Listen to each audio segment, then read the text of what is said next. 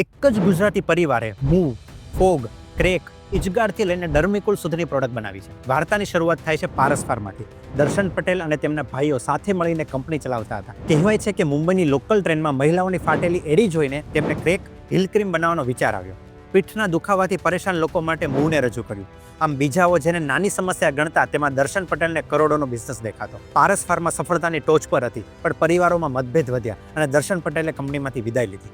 આગળ જતા આખી કંપની 3260 કરોડમાં વેચાઈ ગઈ. દર્શન પટેલ આરામથી નિવૃત્તિ લઈ શકે તેમ હતા, પણ જેના લોહીમાં જ બ્રાન્ડ બનાવવાનો જુસ્સો હોય તે શાંતિથી કઈ રીતે બેસી શકે?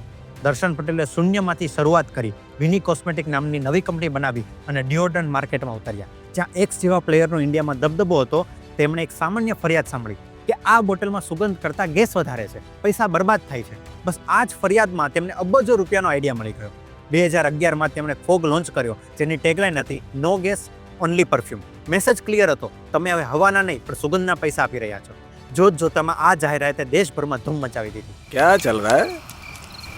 जनाब हिंदुस्तान में तो फॉग चल रहा है. ફક્ત 2 વર્ષમાં ફોગે માર્કેટ લીડર એક્સને પાછળ છોડી દીધું અને ભારતની નંબર 1 ડિઓડ્રન્ટ બ્રાન્ડ બની ગઈ. મૂવના દુખાવાથી લઈને ફોગની સુગંધ સુધી દર્શન પટેલની સફર શીખવે છે કે મોટી ડિગ્રીઓ નહીં, પણ ગ્રાહકની નાની તકલીફમાં જ મોટી તક છુપાયેલી હોય છે.